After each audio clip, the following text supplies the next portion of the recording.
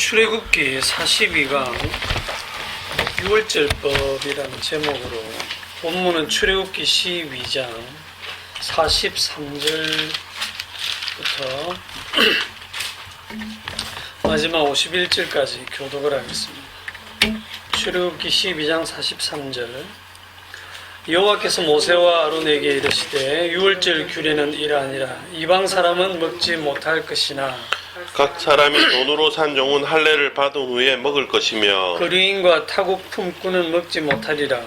한 집에서 먹되 그 고기를 조금도 집 밖으로 내지 말고 뼈도 꺾지 말지며 이스라엘 회중이 다 이것을 지킬지니라. 너희와 함께 거류하는 타국인이 여호와의 유월절을 지키고자 하거든 그 모든 남자는 할례를 받은 후에야 가까이 하여 지킬지니 곧 그는 본토인과 같이 될 것이나 할례 받지 못한 자는 먹지 못할 것이니라. 본토인에게나 너희 중에 거류하는 이방인에게 이 법이 동일하니라 하셨으므로 온 이스라엘이 자손이 이와 같이 행하되 여호와께서 모세와 아론에게 명령하신 대로 행하였으며 다같이 바로 그날에 여호와께서 이스라엘 자손을 그 무리대로 애굽 땅에서 인도하여 내셨더라. 아멘. 유월절 규례라고 되어 있지만 또 49절에 가면 이 법이 동일하다. 이게 규례가 법입니다. 그래서 오늘 제목이 유월절 법인데 출애굽기 12장에 보면 앞부분부터 유월절 규례, 유월절 법이 쭉 나와 있어요. 그런데 여기에 또 적혀 있거든요.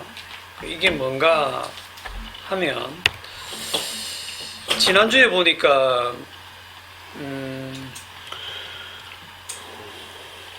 38절에 보면 37절에 이스라엘 자손이 라암셋을 떠나서 숫곳에 이르니 유아 외에 보행하는 장정이 60만 가량이요 수많은 잡족과에 돼 있죠. 수많은 잡족이 지금 따라 나온 거예요. 쉽게 말하면 수많은 잡족이 누굽니까? 이방인이죠, 그죠? 이 수많은 잡족이 요 수많은 잡족이랑 그 다음에 이스라엘이랑 딱 구분이 됩니다. 요 수많은 잡족이 이방인이 되고 재밌는 것은 이 이스라엘 60만 명 딱 빼고 나머지 수많은 잡족과 양과 소 해가지고 거의 짐승 수준으로 딱 배치가 돼 있어요. 이 이방인 때문에 지금 이 규례가 추가된다라고 할까 그렇게 지금 다시 기록이 되고 있거든요. 그런데 여기 굉장히 좀 비밀이 숨겨져 있습니다. 들어가기 전에 우리가 성경을 읽으면서 이 이스라엘과 이방인에 대해서 좀 잘 알아야 되는데 이병태 집사님도 가끔 하신 얘기지만 이스라엘이라고 하면 그 60만 명이라 할지라도 개개인으로 다루지 않습니다. 전체를 단수로 딱 취급해서 한 사람으로 취급합니다. 이스라엘을 하나로 취급을 해요. 그것이 출애굽기 4장부터 나와 있습니다. 보세요. 출애굽기 4장 22절에 보면 너는 바로에게 이르기를 여호와의 말씀에 이스라엘은 내 아들 내 장자라. 여기 이 이스라엘이 누구냐면 야곱이 이스라엘이 됐죠.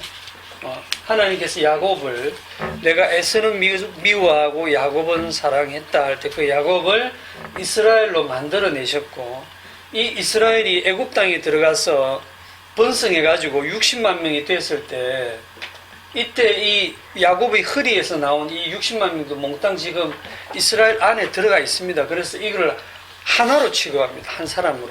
그래서 내 아들들이다라고 하지 않고 내 아들, 내 장자다 이렇게 얘기하면서 23절에 내가 네게 이르기를 내 아들을 보내주어 나를 섬기게 하라 하여도 네가 보내주기를 거절하니 내가 네 아들 네 장자를 죽이리라 할 때 이 네 장자가 누구냐면 바로의 장자죠. 여기 지금 딱 두 아들밖에 없어요. 하나님의 아들, 여호와의 아들, 하나님의 장자하고 바로의 장자, 바로의 장자라고 하는 건 그대로 혈통을 이어가는 거잖아요. 유업을 잇는. 이 지금 두 아들의 전쟁입니다. 사실 그 출애굽기 내용을 이렇게 보면 6월절 밤에 누가 죽느냐면 바로의 장자만 죽는 게 아니고 맷돌 뒤에 앉은 그 여종의 장자와 옥에 갇힌 사람의 장자까지 다 죽잖아요. 그죠? 그 애굽에 있는 장자들이 몽땅 다 죽을 때 그걸 통틀어서 바로의 장자입니다. 바로의 장자 이거를 이제 그 신약식으로 표현하면 바로가 마귀를 상징하잖아, 그죠? 마귀에게 사로잡혀 있는 자기 백성을 끌어내는 거니까 마귀의 자식들, 뭐 또 얘기하면 뱀의 후손들 이렇게 말할 수 있죠. 뱀의 후손들. 그리고 하나님의 장자는 쭉 추적해 가면 누가 되느냐 하면 아브라함의 후손, 그게 뒤에 가면은 어떻게 얘기합니까? 그게 몇 절에 있냐면 갈라디아서 3장 16절에 보면 이 약속들은 아브라함과 그 자손에게 말씀하신 것인데 여럿을 가리켜 그 자손들이라 하지 아니하시고 오직 한 사람을 가리켜 네 자손이라 하셨으니 곧 그리스도라 이렇게 돼 있어요. 이 그리스도를 이 하나님의 장자는 그리스도를 모형하고 있습니다. 그래서 하나님의 장자 여자의 후손 딱 한 명이고 하나님의 아들은 딱 한 명이고 이 바로의 그 후손, 그 뱀의 후손도 단수로 취급해서 전체를 그냥 하나로 딱 보는 거예요. 거기에 성경을 읽으실 때 그 개념을 가지고 보셔야 됩니다. 그런데 이스라엘을 내 아들, 내 장자라 했는데 우리가 성경을 읽다 보면 이제 막 헷갈리는 부분이 어디냐면 나중에 이스라엘 자손들이 뭐 여리고 전투하다가 보니까 귀중품을 숨긴 아간이 적발돼갖고 죽고 나답과 아비후가 다른 불을 들이다가 불에 타서 죽고 광야에서 수많은 사람들이 하나님을 원망하다가 죽고 간음하다가 죽고 우상 숭배하다가 죽고 원망하다가 죽고 그러니까 죽는 이스라엘 사람들이 막 생기면 우리가 그 부분을 읽으면서 어떤 생각이 드느냐면 이 사람들은 이렇게 죄를 짓고 이렇게 벌을 받아 죽었으니까 이 사람들은 다 틀림없이 지옥을 갔겠구나. 우리는 저 사람들처럼 살면 안 되겠구나. 이런 생각을 하거든요. 그거는 성경을 정말 잘못 보는 겁니다. 왜냐하면 성경은 그 사람들 한 사람 한 사람의 구원에 아무 관심이 없어요. 그 구원 문제에 관심이 없어요. 그런데 성경을 읽는 우리가 관심이 있는 거야. 우리는 나 하나의 구원에 관심이 있기 때문에 성경을 보더라도 아니 이 사람이 이렇게 해서 죽었는데 출애굽에 나왔는데 광야에서 이렇게 벌을 받아 죽었으니 지옥 간 거 아닌가 이렇게 보거든요. 성경의 한 구절 한 구절은 전부 다 예수 그리스도의 주되심을 증거하기 위한 말씀이에요. 그것을 위해서 다 선택된 사람들이고 일어나는 그런 일들이거든요. 자, 이스라엘이 내 아들 내 장자라고 했을 때 그들이 하나님의 아들다운 모습을 보여요 안 보여요? 전혀 안 보이죠. 광야 생활하면서 그들이 하나님의 아들다운 모습을 보이는 게 아니고 애굽의 아들들, 바로의 아들들, 바로의 장자와 같은 모습만 그대로 다 보여주잖아, 그죠? 그건 무슨 뜻이냐면 이 따라 나온 수많은 잡족들이 그 혈통적인 이스라엘 개들도 사실은 여기에 다 포함되는 겁니다. 전부 다 수많은 잡족 속에 이방인 속에 다 들어가요. 다 들어가고 진짜 참 이스라엘은 한 분 예수님밖에 없습니다. 그런데 이 당시에는 예수님이 눈에 안 보이니까 예수님을 예표해서 이스라엘을 하나님의 내 아들 내 장자다 이렇게 하고 예수님의 그 모형을 지금 보여주는 겁니다.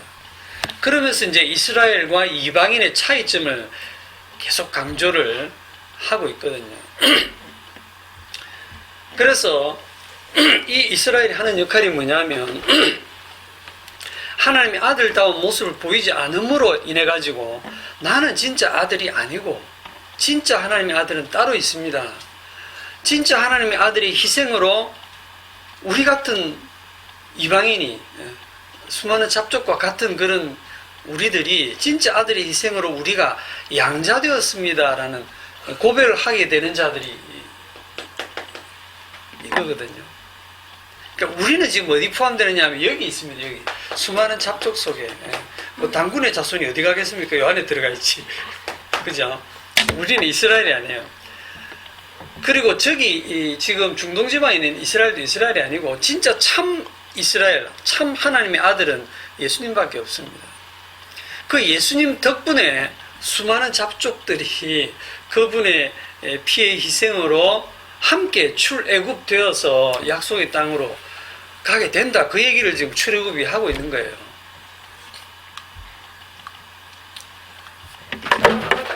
자, 그래서 요 그림을 딱 기억합시다.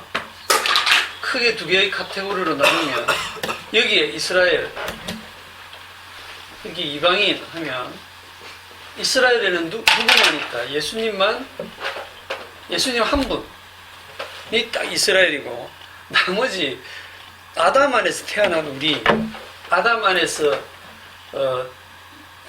태어난 모든 그 혈통으로 난 우리들은 이방인입니다. 수많은 잡족에 그냥 포함되고 짐승과 그냥 같은 수준이에요. 그러니까 멸망받아 마땅한 위치에 다 있습니다. 그래서 하나님은 당신의 아들 예수님만 구원하세요. 예수님만 구원하시는데 보니까 거기에 묻어나온 정말 은혜로 묻어나온 사람들이 있는데 그 수많은 잡족들이 있는데 그 묻어나온 이유는 어린 양의 피 공로로 나오는 거예요.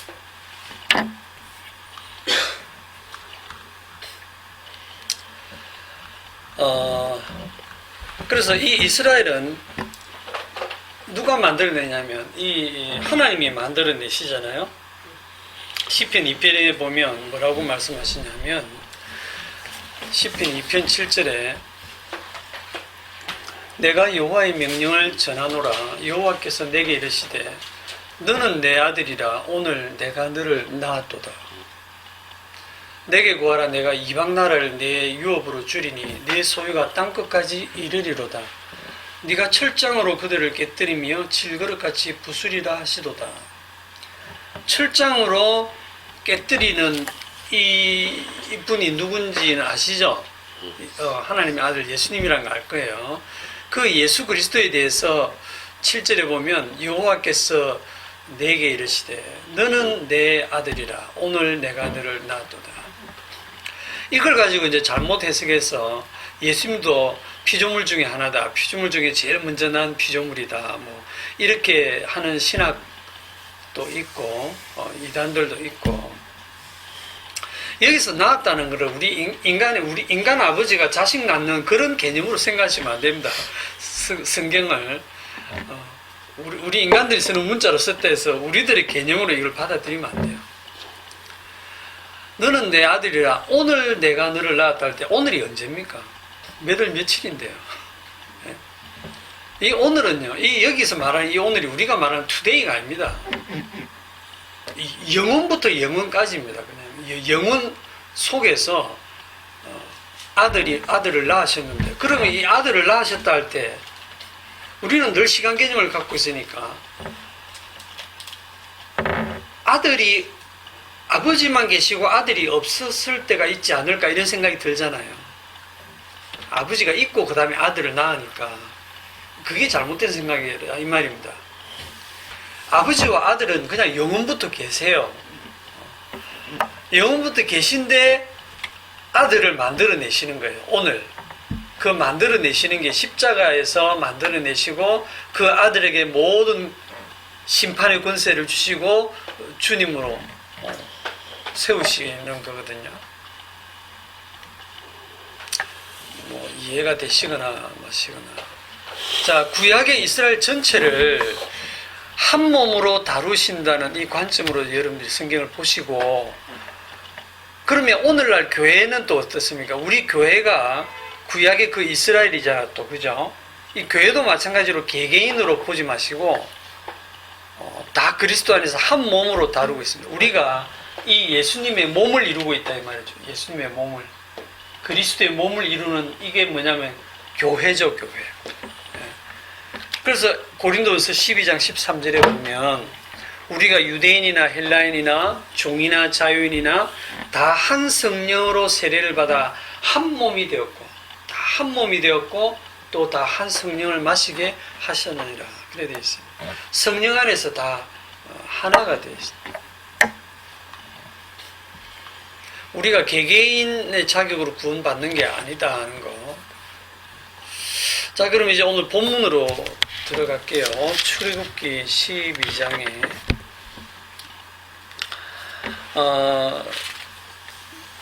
43절 여호와께서 모세와 아론에게 이르시되 유월절 규례 유월절 법은 이러하니라. 이방 사람은 먹지 못할 것이다. 이게 대전제입니다. 이방 사람은 먹지 못한다. 뭐를요? 유월절 음식을. 뭐 먹지 못한다 하면 뭐 안 먹으면 되지, 뭐 우리 딴 거 먹으면 되지, 이래 생각하지 마시고, 유월절 음식을 못 먹는다는 말이 무슨 뜻입니까? 유월절 어린 양의 고기를 못 먹는 거잖아요. 그 유월절에 참여가 안 되는 거고 유월절하고 관계가 없다라는 거에 되는데, 그게 왜 심각한 문제가 되느냐 하면, 신약으로 오면 예수님께서 유월절 양으로 희생되셨는데 내 살을 먹고 내 피를 마시지 아니하면 그 속에 영생이 없다, 이렇게 말씀하셨잖아요, 요한복음 6장에서. 그러니까 유월절에 아예 참여할 자격이 없다. 누구? 이방인은. 이게 유월절 법의 가장 기초입니다. 그러니까 이게 지금 제일 뒤에 나오지만 앞부분에 나오는 뭐 유월절은 뭐 1년 된 양을 잡고, 그거는 열날째 해질 때에 잡고, 뼈는 꺾지 말고 뭐 많거든요. 집 안에서 먹고 들고 나가지 말고 아침까지 남은 거 불 사르고 막 많습니다. 그럼 요대로 하면 되겠네가 아니고, 그걸 할 수 있는 자격 자체가 이방인은 없답니다. 없다. 이방인은 먹지 못한다라고 딱 끝냈거든요. 그런데 먹지 못할 것이나 하면서 뒤에 무슨 예외조항 비슷하게 붙어 있죠. 각 사람이 돈으로 산 종은 할례를 받은 후에 먹을 것이며, 이게 이제 이방 사람을 종으로 샀단 말이에요. 할례 받으면 먹을 수 있다. 자, 거류인과 타국 품꾼은 먹지 못하리라. 이거는 이제 임시로 거주하는 외국인들은, 이방인들은 못 먹는다 해놓고, 또 뒤에 가보면 48절에 보면 너희와 함께 거류하는 타국인, 이게 이제 함께 나온 수많은 잡족들이 여기에 해당이 되는데, 이들이 여호와의 유월절을 지키고자 하거든 그 모든 남자를 할례 받은 후에야 가까이 하여 지킬지니 곧 그는 본토인과 같이 될 것이나 할례 받지 못한 자는 먹지 못할 것이다. 이게 뭐예요? 그러면 이방인은 못 먹는다, 그럼 이스라엘만 먹는다 이래놓고는 이방인인데 함께 거하고 싶어하고 들어와 있으면 할례 받으면 먹을 수 있다. 할례 받으면 본토인과 같이 된다. 49절에 본토인에게나 너희 중에 거류하는 이방인에게 이 법이 동일하니라. 그러면 이스라엘이라도 이 법이 동일하다는 것은 이스라엘로 태어났는데도 할례 안 받으면 못 먹고 이방인 취급당한다는 얘기죠. 그럼 뭐가 제일 중요한 얘기가 됩니까 지금? 할례. 그렇죠. 할례죠. 기준이 할례. 이스라엘의 자격이 누구냐면, 이스라엘이 되는 자격은 할례다 하는 겁니다. 할례 받음으로써 이스라엘이 된다, 그 말입니다. 요게 지금 핵심 포인트예요. 그런데 우리가 이걸 보면서 앞부분에 12장 처음부터 막 6월절을 어떻게 하라고 막 나오다가 이게 마치 추가되는 것처럼 나오지만, 추가되는 배경은 수많은 잡종이 나왔으니까 하나님이 보실 때 이게 좀 문제네 해갖고 모세에게 뒤늦게 이 규례를 추가하신 게 아닙니다. 이거를 별도로 쓰신 이유는 이방인과 이스라엘을 구분하는 게 너무너무 중요하기 때문에 이걸 별도 구절로 쓰신 거예요. 별도로. 그럼 이방인과 이스라엘을 구분하는 기준이 뭐냐면 이 영원한 할례 언약 속에 들어오지 않으면 이스라엘이 되지 못한다는 이거거든요. 그 얘기를 지금 하려고 하는 거예요. 그러면 이제 우리는 또 이 말씀을 배우면 어떤 생각이 드냐면 그럼 우리는 어떻게 해? 우리는 당군의 자손으로 태어났는데 우리는 어떻게 이방인이 돼? 방금 말씀 보니까 어떻게 하면 된다? 할례 받으면 되겠네. 할례 받으면 된다고 돼 있으니까 할례가 누가 못 받아? 말씀에 딱 분명히 나와지니까 말씀대로 하면 되지 뭐가 어려워? 이렇게 딱 들어가지거든요. 자, 그러면 이렇게 들어가기 전에 이스라엘이 어떻게 했는가 봅시다. 50절 다 같이 시작. 온 이스라엘 자손이 이와 같이 행하되 여호와께서 모세와 아론에게 명령하신 대로 행하였으며. 이 50절 한 절을 읽으시고 이 문장에서 문제점을 찾아봤어요. 이게 진짜 오늘의 중요한 핵심입니다. 온 이스라엘 자손이 저는 이걸 이제 신학생들한테 아예 서술 문제를 내고 싶은 생각이 들 정도인데, 예? 온 이스라엘 자손이 이와 같이 행하되 여호와께서 명령하셨고 모세와 아론은 들은 대로 전달했고 그 전달받은 명령대로 이스라엘 자손이 행했어요. 문제가 있어요, 없어요? 아무 문제가 없잖아요. 이 구절을 봤을 때. 그런데 여기서 문제점을 찾아내실 수 있는 분이 있으면 한번 얘기를 하시죠. 어떤 문제가 있어요? 이런 거 미리 숙제해서 찾아오게. 갑자기 물에 대답을 못하지. 선생님이 누구죠? 박 집사님이 원망을 하시는. 원망하다가 행했다는 행했다 하는 게 이 자체가 말이 좀 안 되는 거예요. 왜요? 안 행할 거예요, 그러면? 행했다. 여호와께서 말씀하시는데 그럼 안 행할 겁니까? 안 되지. 하나님의 말씀을 내가 지키고 행할 수 있다라고 해서 그대로 행 거. 인간은 그럴 수밖에 없지만 그게 제일 큰 문제인 것 같아요. 하나님의 명령을 내가 지키고 행할 수 있다라고 생각을 하고 그대로 했다는 거. 이 할례라고 하는 법이 지금 할례를 행하라는 그 행함의 법으로 딱 주어졌죠. 그리고 그게 하나님의 말씀이고 하나님의 말씀은 법으로 주어졌고 법으로 주어지면 인간은 지켜야 된다, 안 지켜야 된다?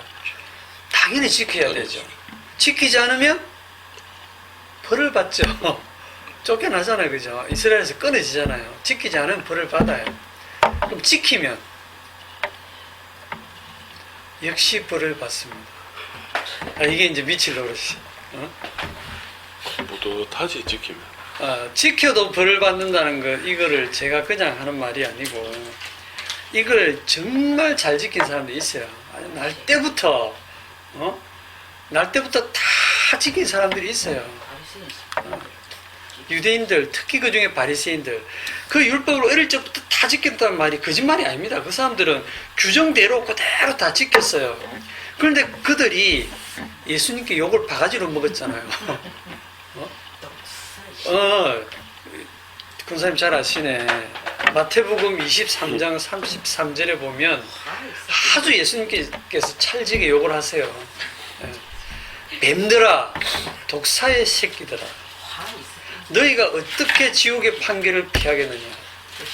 뱀들아, 독사의 새끼들아, 뱀새끼야, 독사새끼야. 이게 뱀이라고 하면 유대인들은 당장 옛날 그 에덴 동산이 생각나기 때문에 이 마귀새끼야 이거 똑같거든요. 이 마귀새끼야, 이 뱀새끼야, 독사새끼야. 예수님이 하신 말씀인데 저도 좀 합시다. 이거 누구 보고 한 얘기예요? 뭐 살인 강도나 강간 강간범이나 뭐 인신매매범 이런 진짜 파렴치한 그런 사람들 보고 하신 말씀이 아니고 또 이 당시에 세리와 창기들 보고 하신 말씀이 아니고 이 여호와의 율법이 완전히 어릴 적부터 몸에 배어가지고 최고의 그 종교적인 의의에 도달한 사람들, 그거는 예수님도 인정해요. 너희 의의가 바리새인보다 낫지 않으면 결단코 천국에 못 들어간다고 할 정도로 바리새인들의 의의는 예수님도 인정을 했어요. 굉장한 의의라는 거예요. 그런데 그렇게 종교적으로 완벽한 의의를 가진 그들을 책망하신 거예요, 주님이. 독사 새끼라고. 그러니까 율법이 주어졌는데 그걸 지켜도 벌받고 안 지켜도 벌받고, 안 지키는 거는 예수님이 오기 전 구약시대에 안 지켜가지고 벌받고 멸망해서 바벨론에 망했잖아요. 지킨 거는 그 다음에 우리가 이렇게 벌을 받는구나 하고 정말 정신 차려가지고 종교개혁을 하고 해가지고 예수님 당시에는 철저하게 지켰거든요. 그렇게 철저하게 지킨 그 율법 지키는 그 열심으로 하나님의 아들을 죽였어요. 그래서 그들이 또 뒤에는 결국 멸망하죠. 로마에 의해서 완전히 멸망해서 나라가 없어지죠. 이건 뭡니까 그러면? 지켜도 벌받고 안 지켜도 벌받고 앞으로도 가고 못 가고 뒤로도 못 가고 이걸 외통수로 하잖아요. 그죠? 완전히 외통수에 걸렸어요. 법이 떨어지는 순간 걸리는 거죠. 네, 그래서 제가 이걸 함정이라고 합니다. 왜냐하면 왜 이걸 함정이라고 하느냐면 인간들이 선악과를 먹고 나서 법을 너무 좋아하기 때문에 법 좋아하는 인간들에게 주님이 법을 딱 주셨는데 누구도 지킬 수 없는 법, 누구도 빠져나올 수 없는 법을 딱 주신 거예요. 이거 지켜봐. 그랬더니 우리가 다 지키겠나이다 하고 덤벼드는 거예요. 그래? 지켜. 안 지키면 죽어? 안 지켰지 죽이고. 지켜? 이게 네가 지킨 거야? 죽이고. 갈라디아서 2장을 가보죠.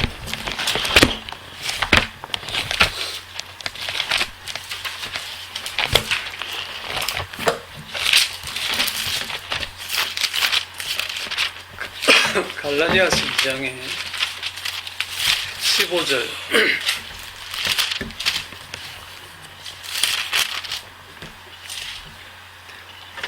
우리는 본래 유대인이요 이방 죄인이 아니로되.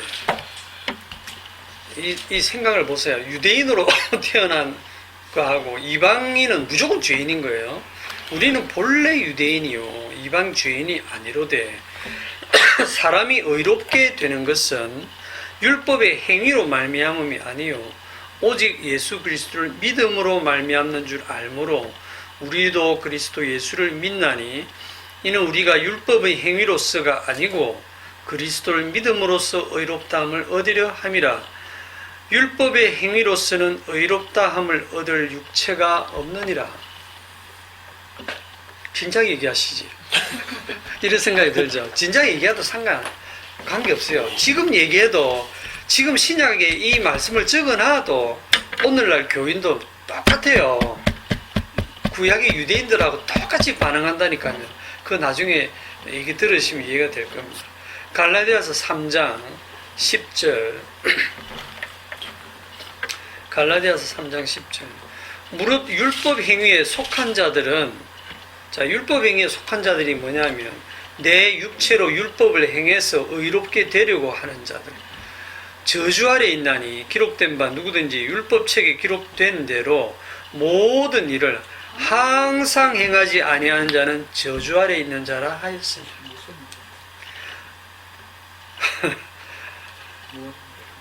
그러니까 네가 율법으로 어렵게 되고 싶어하니 이 율법 지켜야 하고, 하나님께서 세세한 율법 조항을 말씀을 딱 해주셨어요.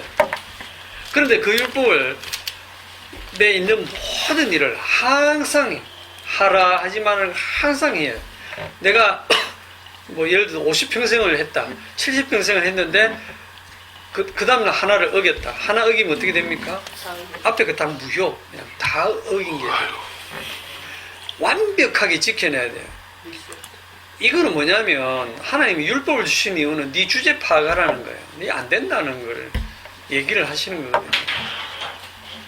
오늘 그 할례의 법에 대해서만 해도 골로새서 2장을 가봅시다. 뒤쪽에 에베소, 빌립보, 골로새.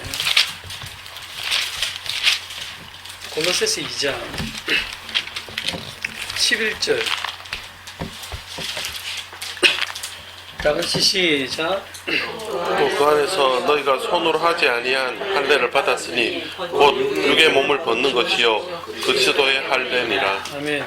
오늘 처음 시작할 때 제가 이방인하고 이스라엘을 구분할 때 제일 중요한 이게 할례라 그랬죠. 그럼 할례라는 걸 딱 들었을 인간들은 그거 누가 못해? 처음엔 조금 아프겠지만 하면 되지. 자기 손으로 다 할 수 있단 말이에요. 할 수 있, 내가 그러면 이방인이라도 이스라엘에 들어가 살면서 할례 받으면 똑같이 유월절에 참여할 수 있는데 뭐가 어렵나 이렇게 생각하지만 오늘 여기 골로새서 2장 11절에 보면 너희가 그 안에서 손으로 하지 아니한 할례. 처음부터 그 얘기하시지. 갑자기 지금까지 인간들은 손으로 하는 할례만 알고 있는데 손으로 하지 아니한 할례, 이거 받아야 된다는 뜻이다. 이렇게 지금 주님이 지금 뒤늦게 얘기하시는 거예요. 너 지금까지 할례 막 받았지? 할례나 무할례나 아무것도 아니요. 그런 말씀 있죠, 그죠? 할례나 무할례가 그리스도 안에서 아무것도 아니다라고 다 갖다 버려버리잖아요. 너희가 그 안에 그리스도 안에서 손으로 하지 아니한 할례, 요게 진짜다. 지금 그 얘기를 하시는 거예요. 저번에 할례에 대해서 말씀드린 적이 있는데 손으로 그러면 손으로 하지 아니한 할례가 있으니까 손으로 한 할례가 있겠죠. 손으로 한 할례가 뭡니까? 손으로 한 할례. 뭐 우리가 잘 아는 그냥 그 남자 생식기 끝부분을 난지 8일 만에 자르는 거, 그거 손으로 한 할례겠죠. 그런데 뒤에 가보면 신명기서에 뭐라고 하냐면 신명기 10장에 잠깐 갔다 옵시다. 신명기 10장 12절.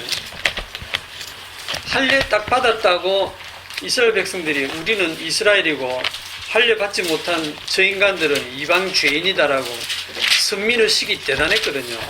할례했다는 것 자체로 이제 자기들은 구원받은 백성이라고 철저하게 믿고 있었습니다. 근데 신명기 10장에 오면 벌써 주님 말씀이 약간 달라진다고 해야 되나? 12절. 이스라엘아, 네 하나님 여호와께서 네게 요구하시는 것이 무엇이냐? 곧 네 하나님 여호와를 경외하여 그의 모든 도를 행하고 그를 사랑하며 마음을 다하고 뜻을 다하여 네 하나님 여호와를 섬기고 내가 오늘 네 행복을 위하여 네게 명하는 여호와의 명령과 규례를 지킬 것이 아니냐. 하늘과 모든 하늘의 하늘과 땅과 그 위의 만물은 본래 내 하나님 여호와께 속한 것이로되 여호와께서 오직 네 조상들을 기뻐하시고 그들을 사랑하사 그들의 후손인 너희를 만민 중에서 택하셨음이 오늘과 같으니라. 그러므로 너희는 마음의 할례를 행하고 다시는 목을 곧게 하지 말라 하면서 여기에 마음의 할례가 딱 나오죠. 예. 이 유대인들이 몸의 할례 행한 거로만 다 한 줄 알고 까불고 있으니까 지금 구약에서 벌써 너 마음의 할례를 해야 된다. 그래서 마음의 할례를 얘들이 들었습니다. 그러면 이 마음의 할례가 뭐냐면 12절이죠.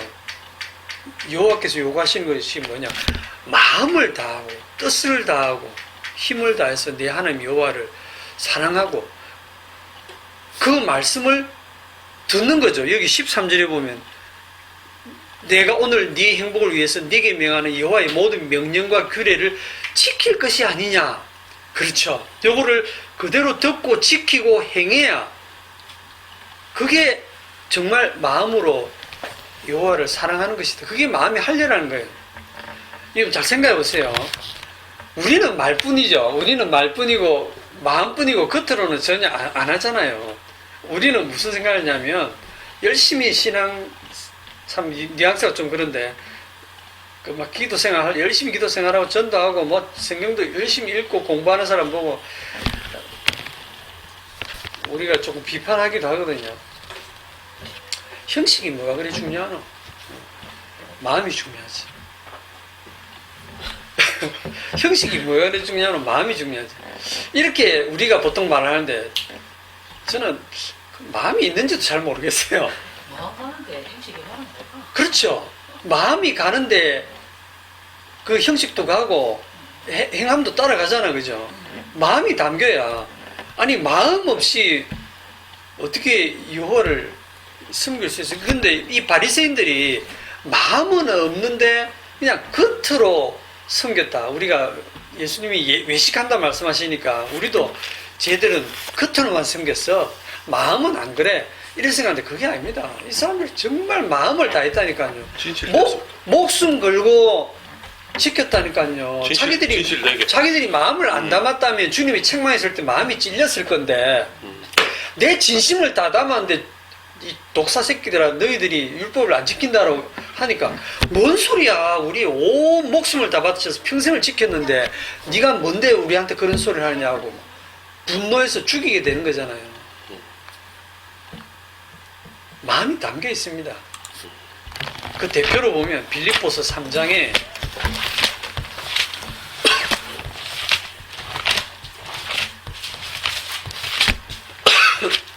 빌립보서 3장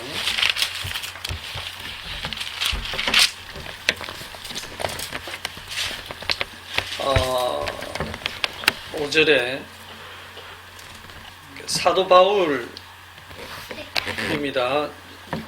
사도 바울이 사도로 부름받기 전에 5절에 나는 8일 만에 할례를 받고 이스라엘 족속이요 베냐민 지파요 히브리인 중에 히브리인이요 율법으로는 바리새인이요 열심으로는 교회를 박해하고 율법의 의로는 흠이 없는 자라. 율법의 의로는 흠이 없다. 딱 성경에 기록할 정도로 자신 있게 얘기합니다.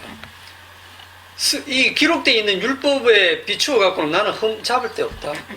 이 거짓말 아니거든요. 율법으로는 바리새인이다. 바리새인은 분리주의자입니다. 분리주의자라는 것은 정말 정결하게 생활하기 때문에 이방인하고는 같이 밥도 안 먹고 같은 유대인이라도 뭐 세리와 창기들하고는 안 놀고 굉장히 경건하게 살았던 사람들이 바리새인들이에요. 우리가 옛날로 돌아가서 그 현장에서 이 바리새인들을 본다면 저 사람들이 구원 안 받으면 누가 받겠노 싶을 그 사람들입니다. 정말 신앙에 열심이고 신앙생활 진지하게 하는 사람들이에요. 구제도 많이 하고. 네, 구제도 많이 하고 11조 하고 우리 그런 거 안 하잖아. 십자가 보고 말고 나서 안 하잖아, 그죠? 하면 손해라는 거 알고. 그러니까 우리가 더 악한 것만 맞아요. 그런데 그 하나님을 향한 그 율법을 향한 그 열심이 교회를 박해했다는 거예요. 교회가 누구냐면 교회가 누굽니까? 그리스도죠. 사도행전 22장에 보면 가는 중 다메섹에 가까이 갔을 때 오정쯤 호련히 하늘로부터 큰 빛이 나를 둘러 비치매 땅에 엎드려져 소리 들으니 사울아 사울아 네가 왜 나를 박해하느냐 하시거늘 내가 대답하되 주님 누구시니까 하니 이르시되 나는 네가 박해하는 나사렛 예수라 하시더라. 사도 바울은 진짜 열심히 대단해가지고 공문을 받아가지고 다메섹 그 먼 나라 도시인 다메섹까지 가서 예수쟁이들 잡아서 투옥하고 죽이기 위해서 갔는데 예수님을 핍박한 적이 없잖아요. 그런데 예수님이 호련히 나타나서 네가 왜 나를 핍박하느냐? 누구십니까? 나는 네가 핍박하는 나사렛 예수다. 그때 사도 바울이 완전히 변화가 되죠. 그러니까 교회를 핍박하는 것이 곧 예수님을 핍박하는 거예요. 왜냐하면 교회가 예수님의 몸이니까 아까 말씀드린 대로 그 교회는 예수님을 보여주는 게 교회입니다. 주님의 그 십자가만 보여주는 게 교회예요.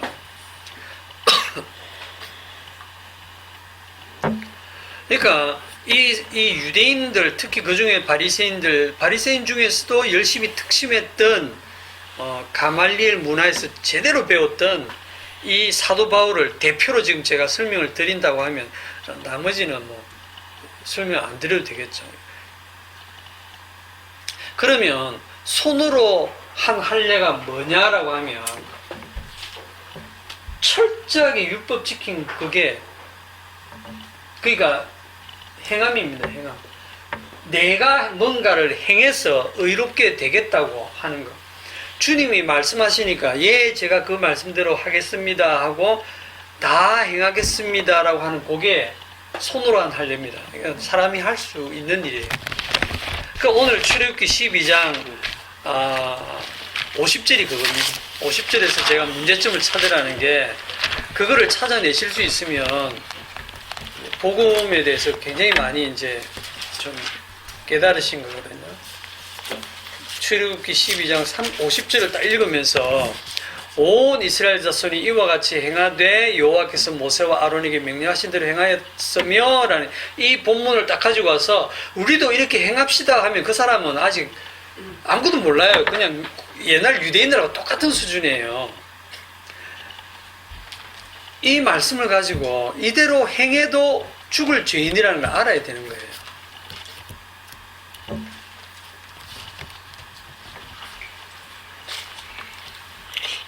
가증스럽겠다. 가증스럽겠다. 하나님께서 법을 주셨지만 인간들이 하나님의 법을 행할 수 있다라고 덤비니까 자기 주제를 모르니까 주님이 지키지 못할 법을 주신 겁니다. 로마서 10장에 한번 보세요. 이 당시에 뭐 이거 있었으면 나도 그랬었겠네. 우리 다 그래요. 우리도. 로마서 10장 1절. 형제들아 내 마음에 원하는 바와 하나님께 구하는 바는 이스라엘을 위함이니 곧 그들로 구원을 받게 합니다. 내가 증언하노니 그들이 하나님께 열심히 있으나 유대인만큼 하나님께 열심히 있는 민족이 없잖아요.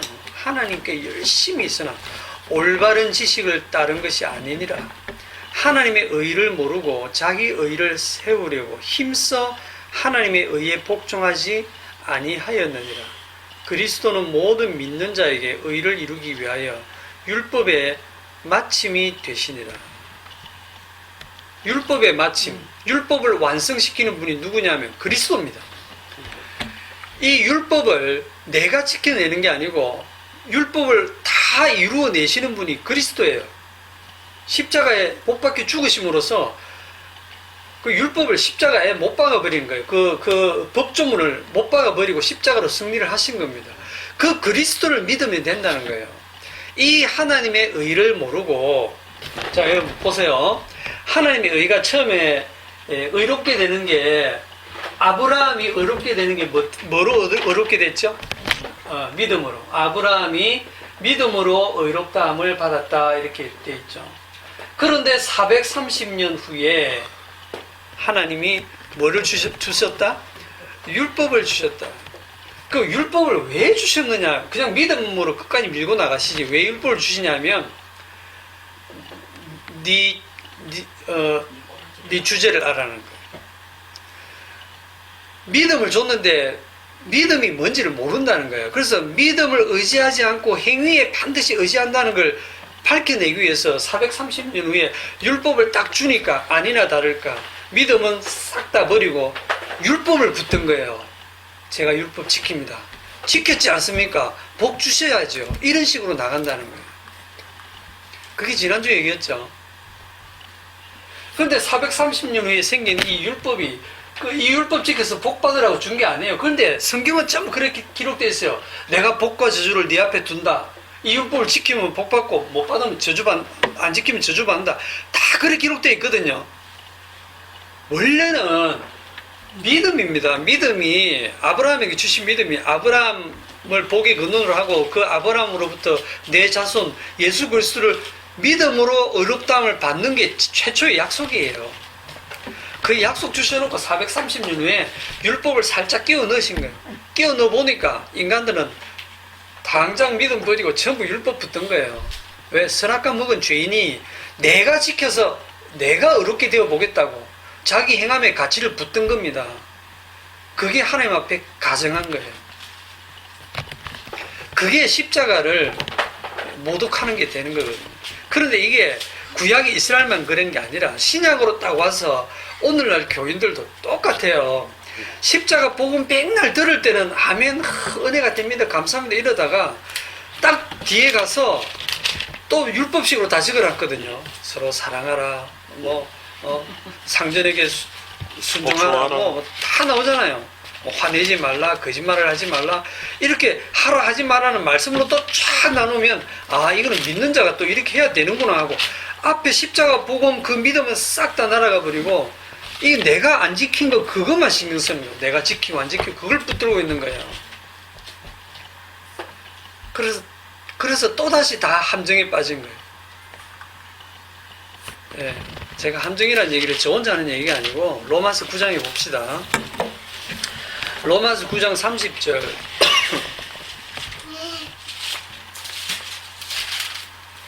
그런즉 우리가 무슨 말을 하리요? 의를 따르지 아니한 이방인들이 의를 얻었으니 곧 믿음에서 난 의요. 이방인들 율법 알아요? 몰라요? 모릅니다. 지 맘대로 살았어요. 그런데 이들이 의를 얻었다. 이게 바로 선물입니다. 그냥 하나님이 거저 주시는 선물, 믿음의 선물로 의를 얻었다. 31절. 의의 법을 따라간, 율법을 열심히 따라가서 율법을 지킨 이스라엘은 율법에 이르지 못하였으니 어찌 그러하냐? 이는 그들이 믿음을 의지하지 않고 행위를 의지함이라. 부딪힐 돌에 부딪혔느니라.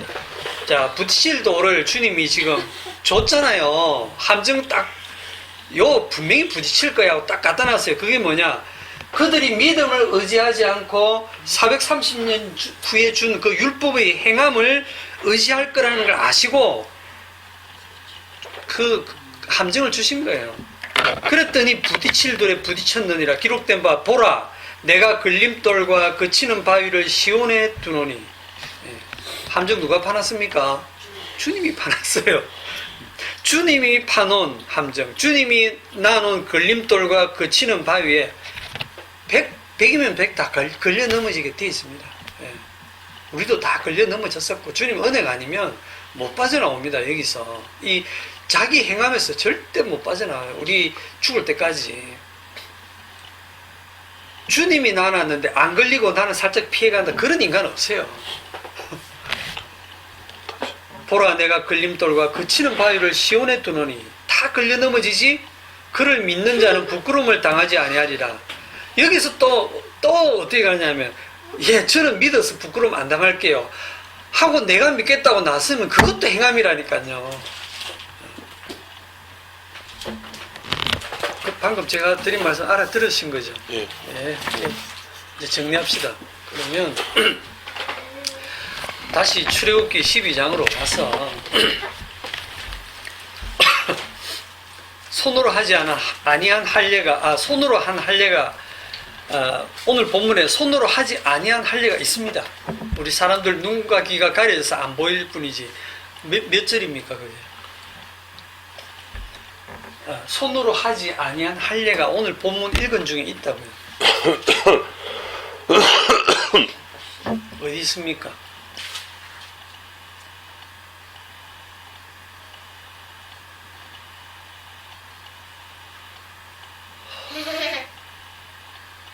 이것도 내가 미리 찾아보라. 그죠? 손으로 하지 아니한 할례는 인도하여 내신 것. 네, 51절이 맞습니다. 인도하여 내신 51절. 바로 그날에 여호와께서 이스라엘 자손을 그 무리대로 애굽 땅에서 인도하여 내셨더라. 애굽 땅에서 인도하여 내신 게 여호와 홀로 하신 겁니다.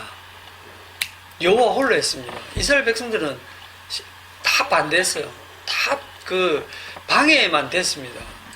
강제로 주님 홀로 이스라엘 백성들을 어린 양의 피로 구출해 낸 겁니다. 그래서 나중에 출애굽기 20장에 10계명 주실 때 뭐라고 하시는지 아십니까? 하나님이 이 모든 말씀으로 말씀하여 이르시되, 10계명 딱 들어가기 전에 뭐가 한 문장이 딱 들어가느냐면, 나는 너를 애굽 땅 종되었던 집에서 인도하여 낸 네 하나님 여호와니라. 너는 나 외에 다른 신을 두지 말지니라. 이렇게 가거든요. 그럼 사람들은 나는 너를 애굽 땅에서 인도하여낸 여호와니라, 이 문장은 벌써 싹 날아가요. 너는 나 외에 다른 신을 두지 말라 하는 여기에 딱 꽂히게 돼 있어요. 뭐 하라 하지 마라. 왜? 내가 하고 안 하고 할 수 있으니까. 여호와께서 인도해 낸 거 그건 모르겠고, 내가 뭘 해야 되지? 요것만 쳐다보는 거예요. 그래서 오늘 본문을 읽을 때도 우리가 51절은 다 놓치고 어딜 보냐면 50절만 봅니다. 50절 온 이스라엘 자손이 이와 같이 행하되 여호와께서 모세와 아론에게 명령하신 대로 행하였으면 야 잘했네. 우리도 이래야지. 우리도 여호와께서 말씀하신 대로 말씀대로 살아내야지. 요렇게 딱 가면 여기에 지금 여러분들이 부딪힐 돌에 부딪힌 겁니다. 그러나 51절 우리는 행할 수 없다. 바로 우리의 행함 때문에 우리를 구출해 내신 것이 아니라 여호와께서 구원해 내셨구나. 여호와께서 당신의 아들을 희생하면서 우리를 이 죄악에서 건져 내셨구나 하면서 51절을 주목해 보면 그게 성도입니다. 이제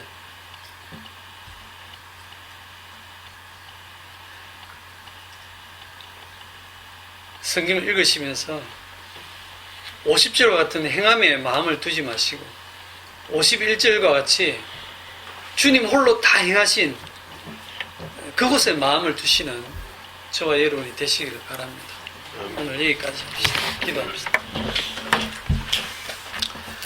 주님 홀로 다 이루셨다는 것이 얼마나 큰 복음인지 모릅니다. 그럼에도 불구하고 우리는 뭔가 부족한 것처럼 늘 나 자신을 돌아보고 내가 내 자신을 관리하면서 뭔가를 자꾸 행하면서 내 행함의 가치를 두려워합니다. 우리의 평생에 이것이 본능이기 때문에 성령께서 날마다 우리의 믿음 없음을 책망하고 있음을 깨닫게 하시고 우리의 삶 속에서 늘 이런 책망을 받는 것이 오히려 주님의 은혜인 것을 깨닫게 하시고 이스라엘 백성과 함께 나온 수많은 잡족 속에 우리가 포함되어 있으나 그러나 그들이 결국은 가나안 땅 약속의 땅에 들어가는 것은 오직 주님의 은혜로 들어가는 것임을 깨달아 알게 하시고 우리의 일평생을 주님의 십자가만을 자랑하고 증거하는 저희들의 삶이 되게 하옵소서. 예수님의 이름으로 기도하옵나이다. 아멘. 수고하셨습니다.